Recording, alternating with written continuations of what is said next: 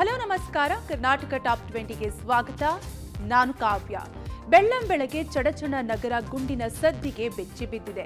ಮಹದೇವ್ ಸಾಹುಕಾರನ ಬಂಟನ ಬರ್ಬರ ಕೊಲೆ ವಿವಾದದ ಬಳಿಕ ಅಧಿಕೃತವಾಗಿ ಬಾನು ಮುಷ್ತಾಕ್ಗೆ ದಸರಾ ಆಹ್ವಾನ. ಈದ್ ಕಾರ್ಯಕ್ರಮ ವಿವಾದ ಏನು?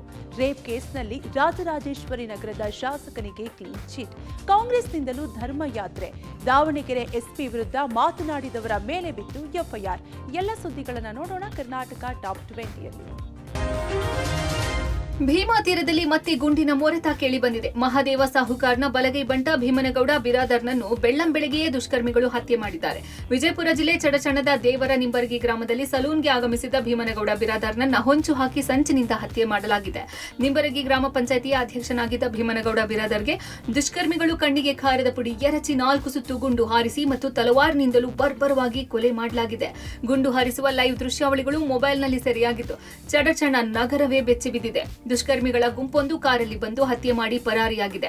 ಹಳೆಯ ವೈಷಮ್ಯದ ಹಿನ್ನೆಲೆ ಭೀಮನಗೌಡನನ್ನ ದೇವರ ನಿಂಬರಗಿ ಗ್ರಾಮ ಪಂಚಾಯಿತಿ ಎದುರೇ ಹತ್ಯೆ ಮಾಡಲಾಗಿದೆ. ಇನ್ನು ಸ್ಥಳಕ್ಕೆ ಪೊಲೀಸರು ಆಗಮಿಸಿ ಹಂತಕರ ಸೆರೆಗೆ ಬಲೆ ಬೀಸಿದ್ದಾರೆ. ಏನಾಗ ದೇವ್ರ ನಿಂಬರಿಗೆ ಅಲ್ಲಿ ಏನು ಕಟಿಂಗ್ ಅಂಗಡಿ ಅದ, ಆ ಕಟಿಂಗ್ ಅಂಗಡಿಗೆ ಕಟಿಂಗ್ ಮಾಡಿಸ್ಕೊಳಕ್ಕೆ ಬಂದಿದ್ರು ಅವರು. ಏನು ಅದೇ ಹೋಗಿ ಕುಂಡ್ರು ಸಮಯದೊಳಗೆ ಕೆಲವೊಂದಿಷ್ಟು 4 ಜನ ಕಣ್ಣ ಕಾರ ಹೊಡೆದು ಆಮ್ಯಾಗ 3 ಸುತ್ತು ಗುಂಡ ಹಾರಿಸಿದಾರೆ ಅವ್ರ ಮ್ಯಾಗ ರೀ. ರಕ್ತ ಸಾವಿರದಿಂದ ಅವರು ಅವಾಗ ಮುರ್ಚಿ ಬಿದ್ದರಿ.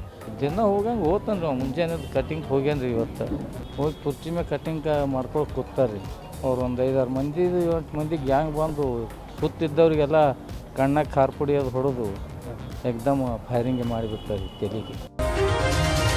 ವಿಶ್ವವಿಖ್ಯಾತ ಮೈಸೂರು ದಸರಾ ಮಹೋತ್ಸವವನ್ನು ಉದ್ಘಾಟಿಸಲಿರುವ ಬಾನು ಮುಷ್ತಾಕ್ ಅವರಿಗೆ ಜಿಲ್ಲಾಡಳಿತದಿಂದ ಅಧಿಕೃತವಾಗಿ ಆಹ್ವಾನ ನೀಡಲಾಯಿತು. ಬಾನು ಮುಷ್ತಾಕ್ ಅವರನ್ನು ಸರ್ಕಾರ ಪರವಾಗಿ ಮೈಸೂರು ಜಿಲ್ಲಾಡಳಿತ ವತಿಯಿಂದ ಮೈಸೂರು ಜಿಲ್ಲಾಧಿಕಾರಿ ಆಹ್ವಾನ ಮಾಡಿದ್ರು. ಹಾಸನ ನಗರದ ಅಮೀರ್ ಮೊಹಲ್ಲಾದಲ್ಲಿರುವ ಬಾನು ಮುಷ್ತಾಕ್ ಅವರ ನಿವಾಸಕ್ಕೆ ಆಗಮಿಸಿದ ಜಿಲ್ಲಾಧಿಕಾರಿ ಲಕ್ಷ್ಮೀಕಾಂತ ರೆಡ್ಡಿ ದಸರಾ ಉದ್ಘಾಟನೆ ಮಾಡುವಂತೆ ಬಾನು ಮುಷ್ತಾಕ್ ಅವರನ್ನು ಸನ್ಮಾನಿಸಿ ಆಹ್ವಾನಿಸಿದ್ರು.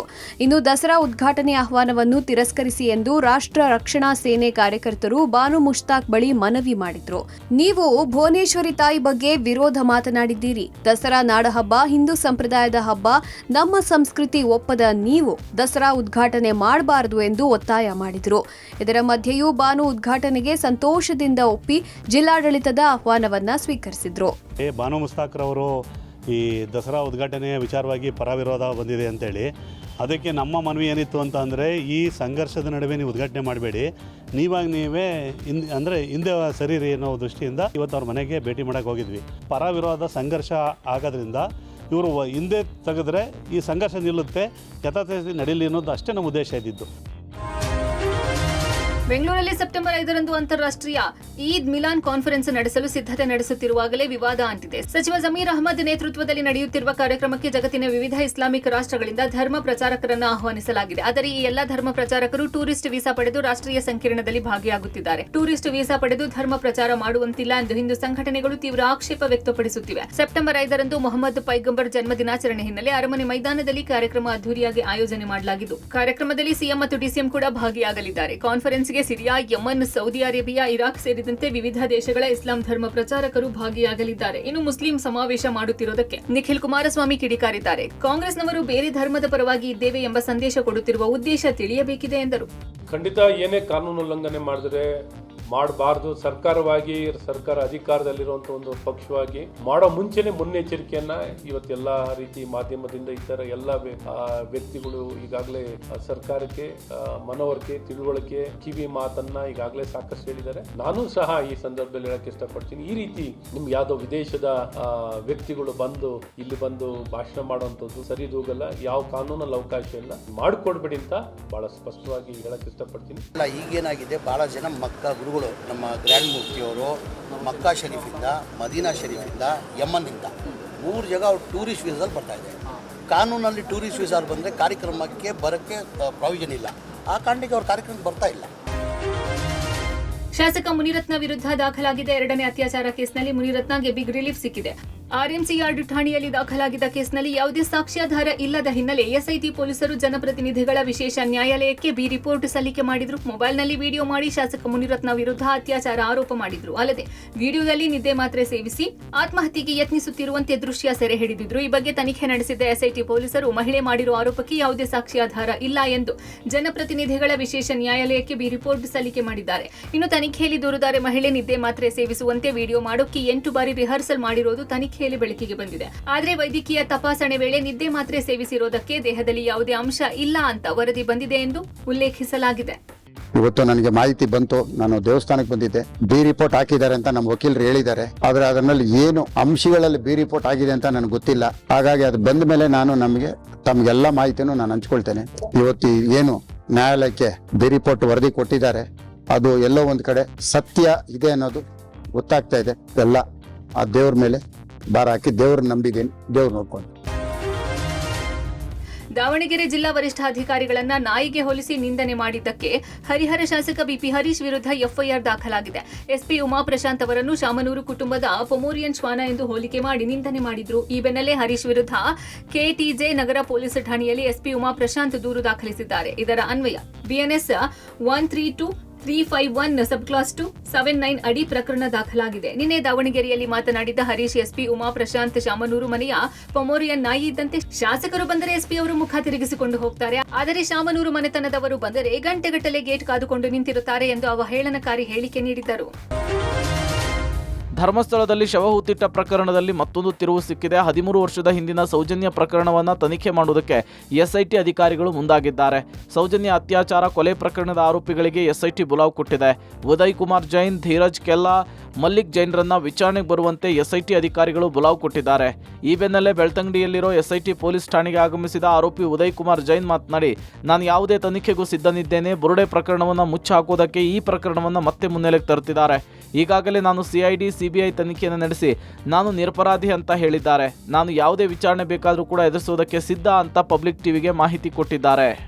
ಆದರೆ ಒಂದು ಅಂದಾಜು ಪ್ರಕಾರ ಸೌಜನ್ಯ ತಾಯಿ ಮೊನ್ನೆ ಕೊಟ್ಟ ಕಂಪ್ಲೇಂಟ್ ಮುಖಾಂತರ ಇರ್ಬೋದಂತ ನನ್ನ ಅನಿಸಿಕೆ. ಯಾಕಂದರೆ ಇವರೀಗ ಈ ಸಮಾಜದಲ್ಲಿ ಈ ಬುರುಡೆ ರಹಸ್ಯವನ್ನು ಆ ದಿಕ್ಕನ್ನು ಬೇರೆ ಕಡೆಗೆ ಕೊಂಡೋಗ್ಲಿಕ್ಕೆ ಆ ಟೈಮಲ್ಲಿ ಇನ್ನೊಂದು ಫಿಲ್ಮ್ ಬಂದರೆ ಮಾತ್ರ ಈ ಫಿಲ್ಮು ಡೌನ್ ಆಗೋದು.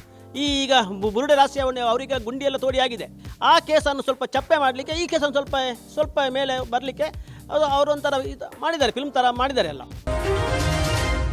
ಧರ್ಮಸ್ಥಳದ ವಿರುದ್ಧ ಅಪಪ್ರಚಾರ ಷಡ್ಯಂತ್ರವನ್ನು ಖಂಡಿಸಿ ಬಿಜೆಪಿ ಜೆಡಿಎಸ್ ಧರ್ಮಸ್ಥಳ ಯಾತ್ರೆ ಮತ್ತು ಸಮಾವೇಶವನ್ನು ಮಾಡಿವೆ. ಆದ್ರೀಗ ಕಾಂಗ್ರೆಸ್ನಿಂದಲೂ ಕೂಡ ಬಿಜೆಪಿ ಜೆಡಿಎಸ್ಗೆ ಕೌಂಟರ್ ಕೊಡೋದಕ್ಕೆ ಕಾಂಗ್ರೆಸ್ ನಾಯಕರು ಧರ್ಮಸ್ಥಳ ಚಲೋ ನಡೆಸ್ತಾ ಇದ್ದಾರೆ. ಇವತ್ತು ಮೈಸೂರು ಜಿಲ್ಲೆಯ ಚಾಮರಾಜ ಕ್ಷೇತ್ರದ ಕಾಂಗ್ರೆಸ್ ಶಾಸಕ ಕೆ ಹರೀಶ್ ಗೌಡ ನೇತೃತ್ವದಲ್ಲಿ ಧರ್ಮಸ್ಥಳ ಯಾತ್ರೆಯನ್ನು ಕೈಗೊಳ್ಳಲಾಗಿದೆ. ಕ್ಷೇತ್ರದಿಂದ 30 ಬಸ್ಸು 20 ಕಾರುಗಳಲ್ಲಿ ಮೈಸೂರಿನಿಂದ ಧರ್ಮಸ್ಥಳಕ್ಕೆ ಧರ್ಮಯಾತ್ರೆಯನ್ನು ಕಾಂಗ್ರೆಸ್ ಕಾರ್ಯಕರ್ತರು ಕೈಗೊಂಡಿದ್ದಾರೆ. ಧರ್ಮ ವಿಜಯ ಯಾತ್ರೆ ಅಂತ ನಾವು ಮಾಡ್ತಾ ಇದ್ದೀವಿ. ಇವತ್ತು ಒಂದು ಶ್ರದ್ಧಾ ಕೇಂದ್ರ, ಶಿವನ್ನ ಆರಾಧಿಸ್ತಾ ಇದ್ದಂಥ ಕೇಂದ್ರ ಅದು ಧರ್ಮಸ್ಥಳ. ಆ ಧರ್ಮಸ್ಥಳದ ಬಗ್ಗೆ ಅಪಪ್ರಚಾರ ಮತ್ತು ಷಡ್ಯಂತ್ರಗಳು ನಡೀತಾ ಇತ್ತು. ಅದಕ್ಕೆ ನಾವು ಒಂದು 29-30 ಬಸ್ಗಳಲ್ಲಿ ಹೋಗ್ತಾ ಇದ್ದೀವಿ. ನಾವು ಒಂದು 50-60 ಕಾರುಗಳು ಹೋಗ್ತಾ ಇದ್ದೀವಿ. ಹೆಚ್ಚು ಕಡಿಮೆ ಒಂದು 2,000 ಜನ ನಾವು ಚಾಮರಾಜ ವಿಧಾನಸಭಾ ಕ್ಷೇತ್ರದಿಂದ ನಮ್ಮ ಪಕ್ಷದ ಎಲ್ಲ ಕಾರ್ಯಕರ್ತರುಗಳು, ನಾವು ಹಿಂದೂಗಳು ನಮ್ಮ ಶ್ರದ್ಧಾ ಕೇಂದ್ರಗಳನ್ನ ಉಳಿಸ್ಕೊಳ್ಬೇಕು.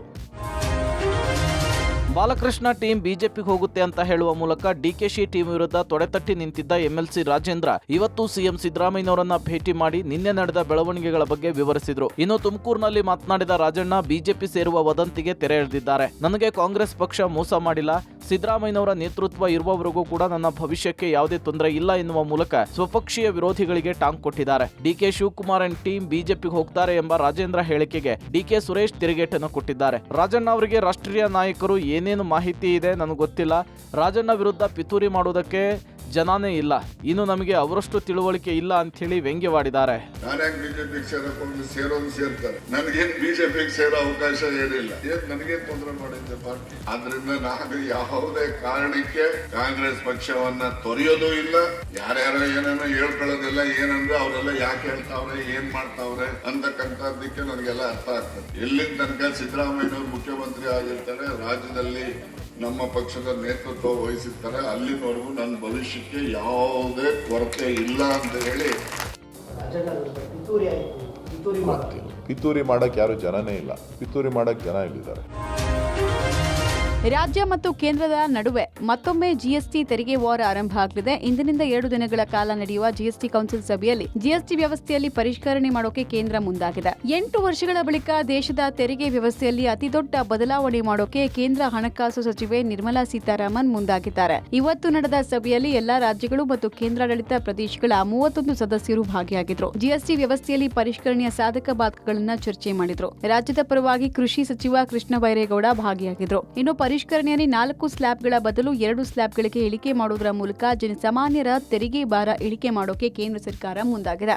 ಈ ಮೊದಲು ಇದ್ದ 5, 12, 18, 28% ಅಷ್ಟು ತೆರಿಗೆ ಪದ್ಧತಿಗೆ ಪೂರ್ಣ ವಿರಾಮ ಹಾಕಿ ಕೇವಲ 5% ಮತ್ತು 18% ಸ್ಲ್ಯಾಬ್ಗಳಲ್ಲಿ ಮಾತ್ರ ಇರಲಿದೆ. ಇನ್ನು 12% ವ್ಯಾಪ್ತಿಯಲ್ಲಿರುವ ಎಲ್ಲಾ ವಸ್ತುಗಳು 5% ಒಳಪಡಲಿದೆ ಅಂತ ತಿಳಿದು ಬಂದಿದೆ. ಸತತ 3 ದಿನಗಳಿಂದ ಸುರಿಯುತ್ತಿರುವ ಧಾರಾಕಾರ ಮಳೆಗೆ ಅರ್ಧ ದೆಹಲಿ ಮುಳುಗಡೆಗೊಂಡಿದೆ. ಇದರಿಂದ ಜನಸಾಮಾನ್ಯರ ಜೀವನ ಅಸ್ತವ್ಯಸ್ತಗೊಂಡಿದೆ. ಭಾರೀ ಮಳೆಯಿಂದಾಗಿ ಯಮುನಾ ನದಿಯು ಅಪಾಯದ ಮಟ್ಟ ಮೀರಿ ಹರಿಯುತ್ತಿದ್ದು, ನದಿ ಪ್ರದೇಶದ ಕೆಲವು ಭಾಗಗಳ ಮನೆಗಳಿಗೆ ನೀರು ನುಗ್ಗಿ ಅವಾಂತರ ಸೃಷ್ಟಿಯಾಗಿದೆ. ಪ್ರವಾಹದಲ್ಲಿ ಸಿಲುಕಿರುವ ಸಾವಿರಾರು ಮಂದಿಯನ್ನು ಸ್ಥಳಾಂತರ ಮಾಡಲಾಗಿದೆ. ಯಮುನೆಯ ಕೋಪಕ್ಕೆ ವಜೀರಾಬಾದ್ ಮತ್ತು ಹಾತ್ನಿಕುಂಡ್ ಪ್ರದೇಶಗಳು ಸಂಪೂರ್ಣ ಜಲಾವೃತಗೊಂಡಿದೆ. ಹೀಗಾಗಿ ತಗ್ಗು ಪ್ರದೇಶಗಳಿಗೆ ನೀರು ನುಗ್ಗಿದ್ದು ಹಲವು ಮನೆಗಳ ನೆಲಮಹಡಿಗಳು ಜಲಾವೃತಗೊಂಡಿವೆ. ಹೀಗಾಗಿ ದೆಹಲಿಯ ಶಾಲಾ ಕಾಲೇಜುಗಳಿಗೆ ರಜೆ ಘೋಷಣೆ ಮಾಡಲಾಗಿದೆ. ನಿರಂತರ ಮಳೆಯಿಂದಾಗಿ ದೆಹಲಿಯಲ್ಲಿರುವಂತಹ ಯಮುನಾ ನದಿ ಅಪಾಯದ ಮಟ್ಟವನ್ನ ಮೀರಿ ಹರಿತಾ ಇದೆ. ಸದ್ಯಕ್ಕೆ ಇಲ್ಲಿನ ಪರಿಸ್ಥಿತಿ ಹೇಗಿದೆ ಅನ್ನುವಂಥದ್ದನ್ನು ತೋರಿಸ್ತೀನಿ. ಹಳೆಯ ದೆಹಲಿಯಲ್ಲಿರುವಂತಹ ಯಮುನಾ ಬಜಾರ್ನ ಒಂದು ಪ್ರದೇಶದಲ್ಲಿದ್ದೀವಿ. ಈ ಒಂದು ಪರಿಸ್ಥಿತಿ ಇಲ್ಲಿ ಹೇಗಿದೆ ಅನ್ನುವಂಥದ್ದನ್ನು ನೀವು ಗಮನಿಸ್ಬೋದು. ನದಿ ಪಾತ್ರದಲ್ಲಿರುವಂತಹ ಸಂಪೂರ್ಣವಾದಂಥ ಮನೆಗಳೇನಿದ್ದಾವೆ ಅವೆಲ್ಲವೂ ಕೂಡ ಮುಳುಗಿ ಹೋಗಿರುವಂಥದ್ದನ್ನು ಗಮನಿಸ್ಬೋದು.